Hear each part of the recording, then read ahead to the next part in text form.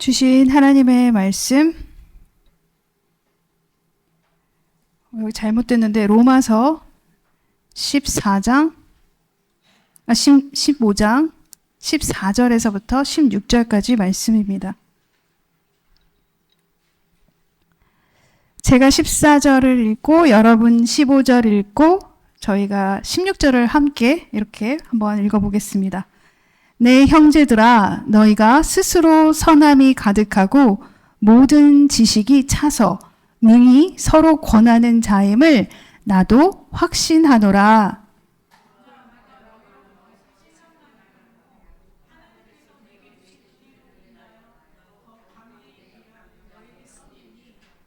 자, 16절 같이 시작. 이 은혜는 곧 나로 이방인을 위하여 그리스도 예수의 일꾼이 되어 하나님의 복음의 제사장 직무를 하게 하사 이방인을 제물로 드리는 그것이 성령 안에서 거룩하게 되어 받으심직하게 하려 하심이라. 아멘.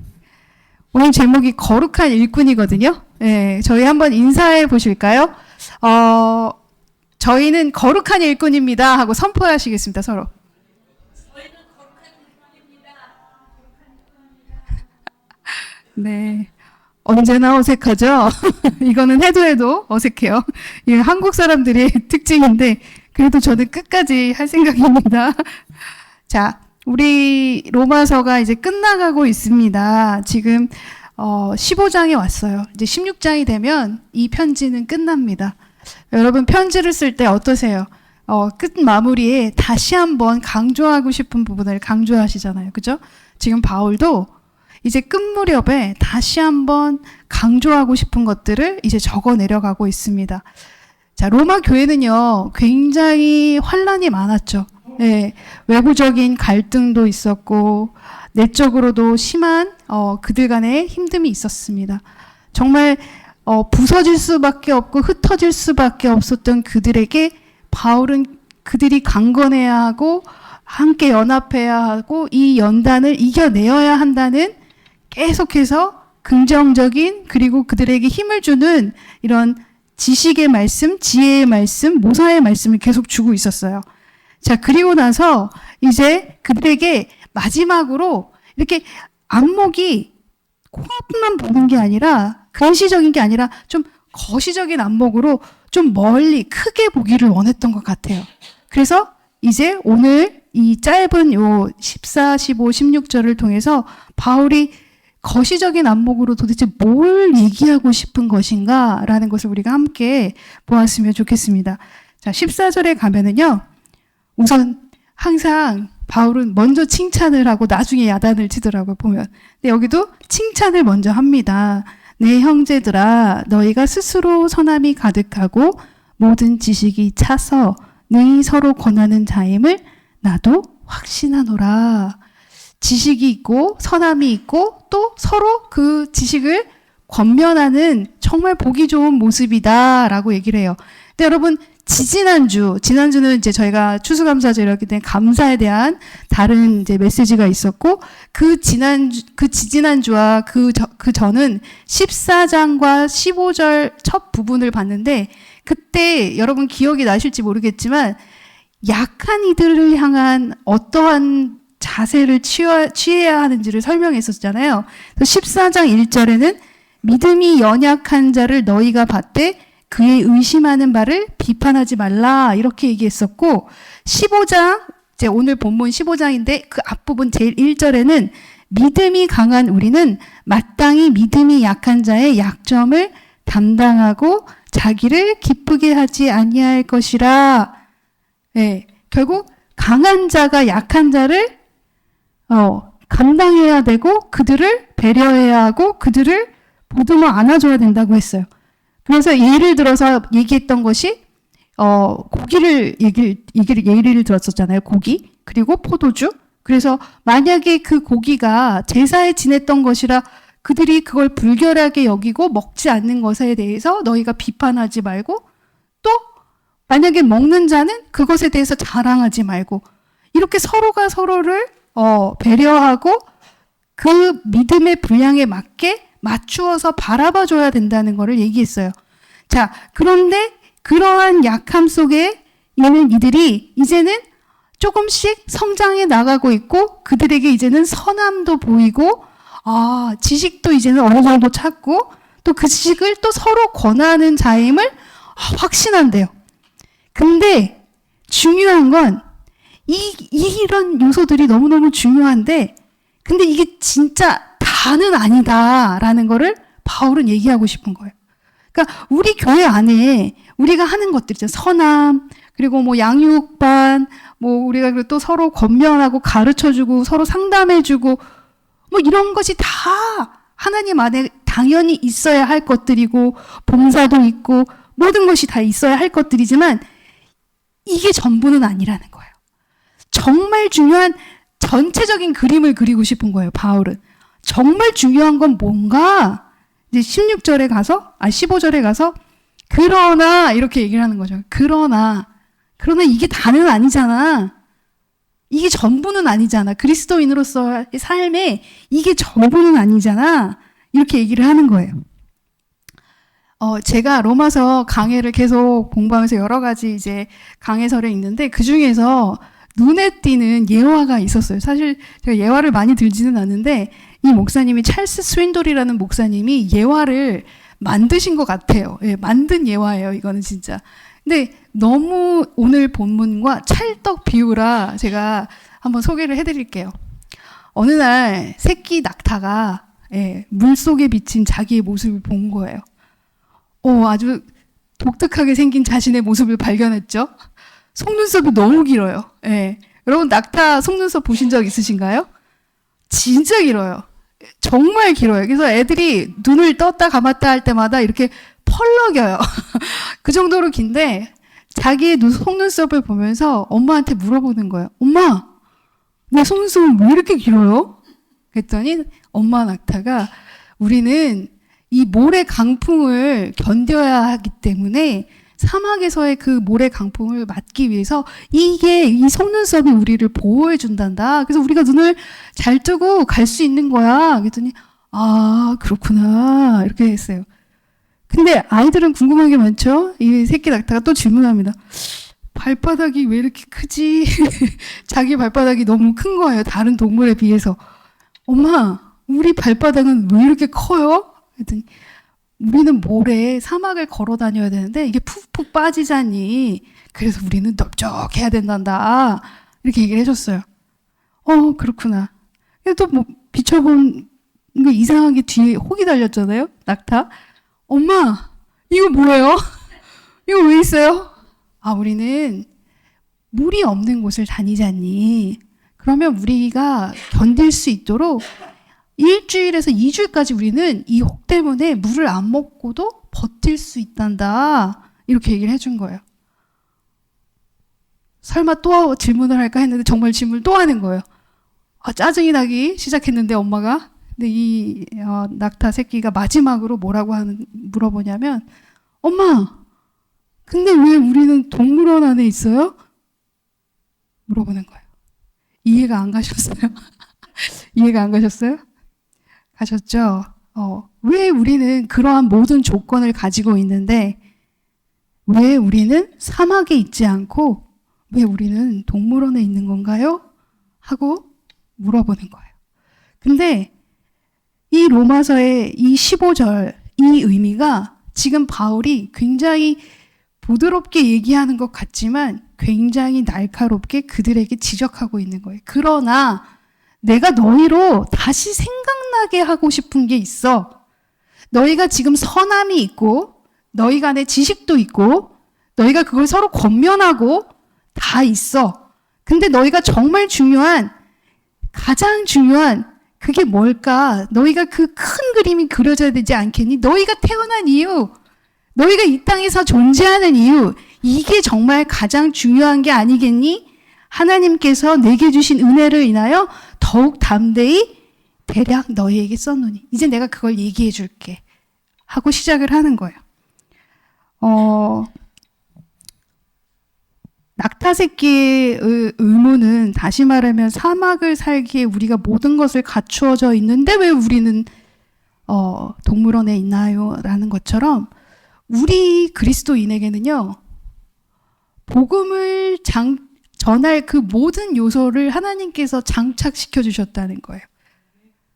가장 크게 우리에게 뭘 주셨어요? 예수 그리스도로 말미암아 생명을 주셨고 그 샘플을 보여주셨어요. 예수님이 어떻게 살아내셨는지, 어떠한 사랑을 우리에게 주셨는지 그 사랑을 그대로 우리가 전하게, 우리가 모든 것이 이제 갖추어져 있는 제사장인데도 불구하고 우리가 세상 밖으로 나가서 이 복음을 전하지 않는다면 우리는 모든 것을 가졌는데 동물원의 안에 있는 낙타와 똑같다는 거예요. 네. 그래서 바울의 의도가 지금 뭐냐면, 우리가 지금 이렇게 복음을 위해 지어졌고 이 땅에 복음을 위해 부르심을 받았는데 너는 무엇을 하고 있고 어디를 향해 가고 있습니까? 하고 질문을 하는 거나 마찬가지인 거예요. 여기에 대해서 이제 바울이 대답을 합니다. 마지막 16절이에요. 이 은혜는 곧 나로 이방인을 위하여 그리스도 예수의 일꾼이 되어 하나님의 복음의 제사장 직무를 하게 하사 이방인을 제물로 드리는 그것이 성령 안에서 거룩하게 되어 받으심직하게 하려 하심이라. 정확하게 설명을 하고 있죠. 바울이 지금 뭐라고 그래요? 내가 이 땅에 태어난 이유는 이방인을 위해서, 그러니까 나 자신을 위해서 사는 삶이 아니라는 거예요. 나는 믿지 않는 이방인을 위해서, 그리고 예수 그리스도의 일꾼이 되어서 어떻게 하는 거래요? 복음의 제사장의 직무를 해야 된대요. 그리고 또 이방인을 제물로 드리게 만들어줘야 된다는 거예요. 이게 나의 역할이다. 그러면 그 바울의 역할만인가요? 우리의 역할은 아닌가요? 우리 역시 이 역할을 위해 이 땅에 태어났다는 거예요. 자, 여기 보면 제사장 직무를 하게 하고 제물로 드리는 제사장, 제물. 이거 다 공통점이 뭐예요? 제자로 시작하는 건가요? 제사라는 거죠. 제사. 크게 말하면 제사예요. 그러면 지금 바울은 자신이 태어난 목적이 복음을 위해서인데 그 복음을 어떻게 표현했냐? 제사라고 표현을 한 거예요. 왜 제사라고 표현했지? 여러분 기억나세요? 제가 제사가 의미가 뭐라고 했어요? 신약에서는 제사가 어떤 의미라고 했어요? 예배. 그죠? 예배가 지금 이 시간에 드리는 요 1시간 미만, 설교 시간은 20분에서 30분, 요 시간에 얘기하는 게 예배인가요? 아니라고 했죠. 언제? 그쵸. 잘 들으셨어. 삶. 우리 삶이잖아요. 365일이 예배가 되어야 되잖아요. 그러니까 복음을 전하는 게 어디 가서 짐 싸고 우리가 지금 캄보디아에 날아가고 아프리카에 가야 되고 그러한 직분을 받은 분들도 있지만 우리가 지금 내 삶에서 지금 제사를 드려야 된다는 거예요. 네. 그걸 제사라고 얘기했고 그건 결국 예배인 거예요. 그럼 우리의 삶을 예배로 드리라고 하는 거예요. 또 어떤 표현을 했냐면요. 다른 표현으로는 이렇게 얘기를 해요. 그런즉 누구든지 그리스도 안에 있으면 새로운 피조물이라 이전 것은 지나갔으니 보라 새 것이 되었도다. 저희 이 말씀 진짜 좋아하잖아요. 그죠? 뭔가 우리가 부족한 것이 드러나고 나갈 때마다 하나님 또 죄를 지었습니다. 잘못했습니다. 용서해 주세요. 그렇지만 새로운 피조물입니다. 지나갔습니다. 저희는 새 것이 되었습니다. 와, 신난다. 이게 끝이에요? 왜 새롭게 매 순간 우리를 새롭게 해주시나? 18절 가서 보니까 모든 것이 하나님께로 났나니 저가 그리스도로 말미암아 우리를 자기와 화목하게 하고 또 우리에게 화목하게 하는 직책을 주셨으니 이렇게 얘기하시는 거예요. 그러니까 결국 지금 제사를 드리는 삶, 예배를 드리는 삶, 나의 삶을 드리는 삶이 이게 결국 우리의 직책인데 그 직책이 구체적으로 화목해 하는 직책이구나라는 거예요. 네, 어떻게 예수님께서 화목하게 하셨나 봤더니 십자가에서 죽으심으로 우리를 살리셔서 하나님과 우리의 사이를 당신을 통해서 화목하게 하신 거예요. 화평케 하셨다는 거예요. 근데 거기서 끝난 게 아니라 여기에 우리의 직책이 또 분명히 표현이 되어 있죠. 어떻게 되어 있어요? 우리에게 화목하게 하는 직책 역시 주셨다는 거예요. 그러면 예수님께서 그렇게 주신 그 화목함을 우리도 똑같이 그 화목함의 직책으로 내가 예수님이 그 제물이 되심이 내가 되는 거예요. 그래서 이방인을 위해서 내가 제물이 되어서 그들과 하나님이 화평케 될 수 있는 또 십자가를 우리가 매일매일 삶에서 져야 된다는 거예요. 네, 이게 우리가 해 나아가야 된다는 거예요, 여러분. 만약에 17절만 읽고 와 하고 끝나면 안 되는 거죠. 아, 우리가 이렇게 새로워지는 이유는 우리가 그들의 짐을 지고 우리가 죽게 되잖아요. 그러면 우리를 다시 살려주시고 다시 새롭게 만들어주시기 때문에 우리는 또 그들을 위해서 죽을 수 있게 된다는 거예요. 네, 이게 계속해서 우리에게 연결되어 가야 되는 부분이라는 거예요. 그래서 로마서 3장 25절에 보면 이 예수를 하나님이 그의 피로 인하여 믿음으로 말미암는 화목 제물로 세우셨으니 이는 하나님께서 길이 참으시는 중에 전에 지은 죄를 간과하심으로 자기의 의로우심을 나타내려 하심이니. 정확하게 표현이 되었죠. 화목 제물로 세우셨다는 거예요. 예수님께서. 네. 그러면 우리 역시 그 화목 제물이 되어야 된다는 거예요. 여러분 마태복음 5장 9절에 화평케 하는 자는 복이 있나니. 이게 화목과 화평이 같은 거잖아요.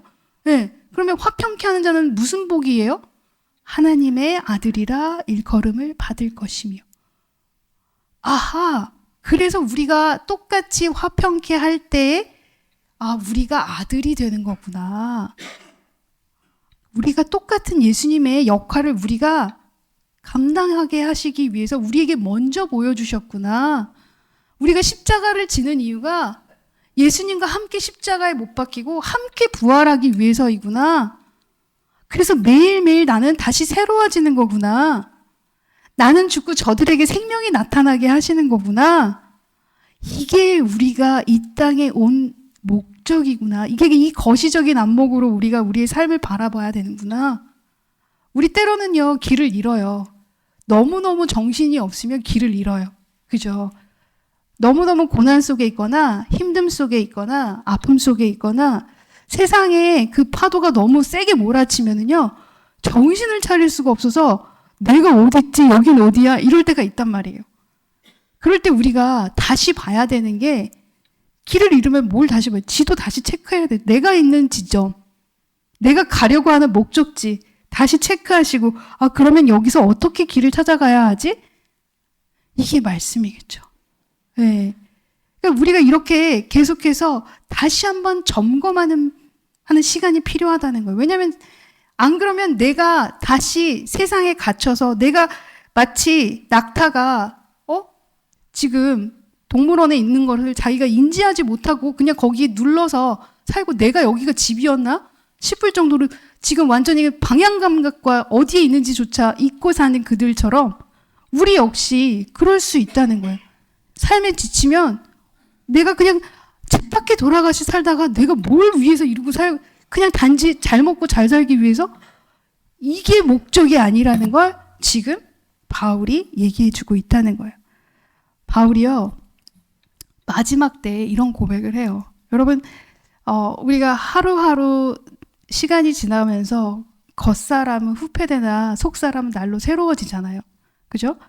작년보다 올해가 더 성숙하잖아요. 예, 연세가 있으신 분에게 성숙하다는 말이 안 어울릴 수도 있지만 사실 저는 그렇게 생각이 들어요. 연세가 있으셔도 작년보다 내가 조금 더 나은 나의 모습을 보실 거라고 생각해요. 그렇죠, 어르신들. 그죠?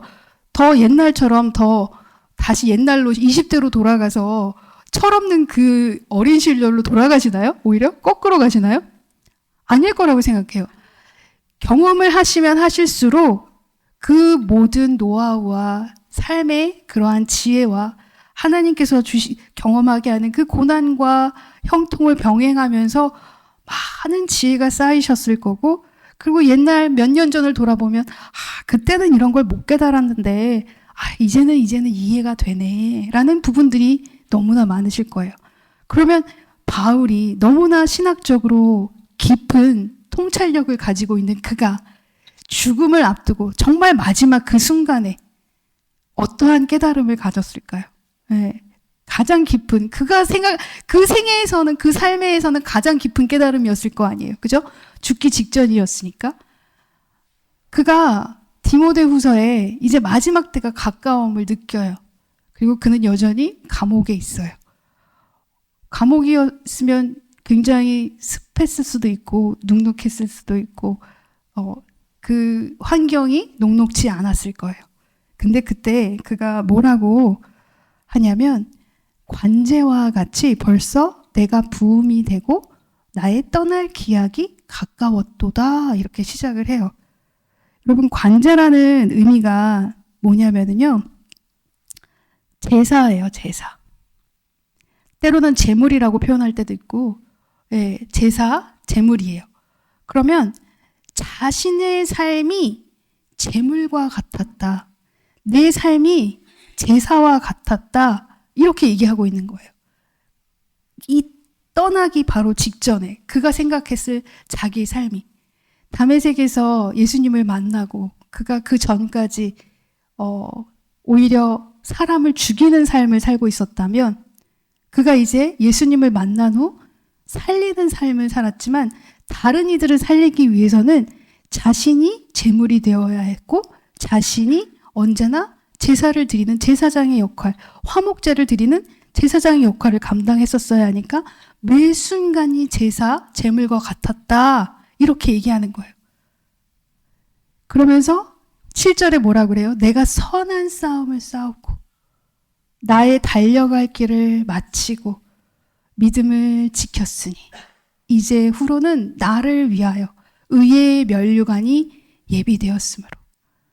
여러분, 만약에 우리가 세상적인 가치관으로 그의 삶을 지금 본다면 마지막이 임박했을 때 그가 감옥에 있는 그 삶은, 만약에 기복적인 신앙으로 보면 이거는 이 사람이 잘못 살았나? 왜 마지막이 감옥이야? 이렇게 얘기할 수 있죠. 그러나 여러분, 이건 세상적인 가치관이고요.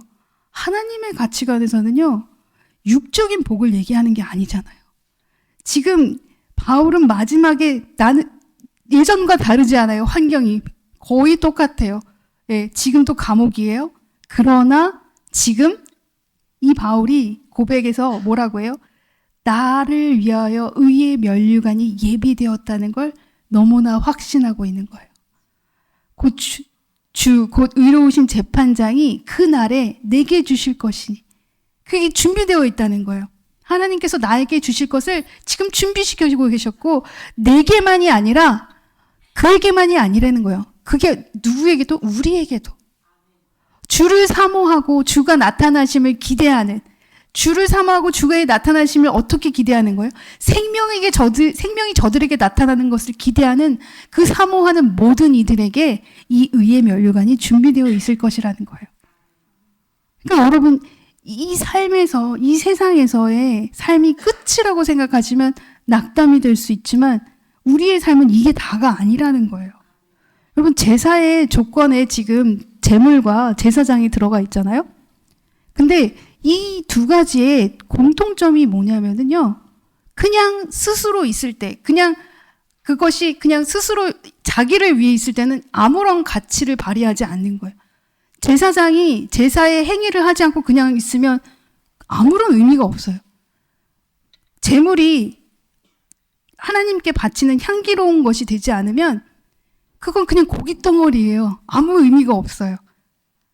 하나님께 드려질 때 그건 향기로운 제물이 되는 거고, 제사장이 화목제로 그 제사의 행위를 집행할 때 하나님께서는 그를 제사장의 직분으로 온전하게 사용해 주신다는 거예요. 결국 이타적인 거라는 거예요, 여러분. 내 자신을 위해서 사는 삶이 아니라 나는 제물이 되었고 제사장의 역할을 했던 이타적인 삶을 살았다. 이걸 고백하고 있는 거예요. 결국 그의 고백은 나 정말 예수님처럼 살려고 애썼어. 이거겠죠. 내가 정말 관제와 같이 제사처럼 제물처럼 예수님처럼 살려고 애썼어. 그리고 내가 그 선한 싸움을 이제 마칠 시간이 가까운 것 같아. 근데 나는 두렵지 않고 너무나 지치지도 않고 지금 너무 힘이 나. 왜? 나에게 의의 면류관이 준비되어 있기 때문이야. 이 얘기를 하고 있는 거예요.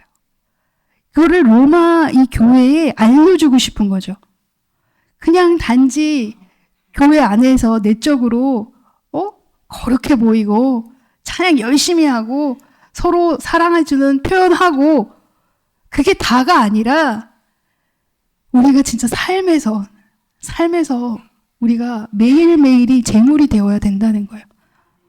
그러면요, 여러분, 어떻게 해요, 우리 이제?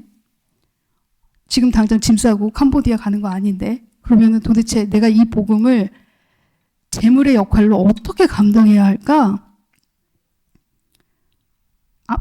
여러분이 하나님 앞에 가셨을 때 하나님께서는 물어보실 거예요. 여러분에게. 너는 제물의 역할을 잘 감당했느냐?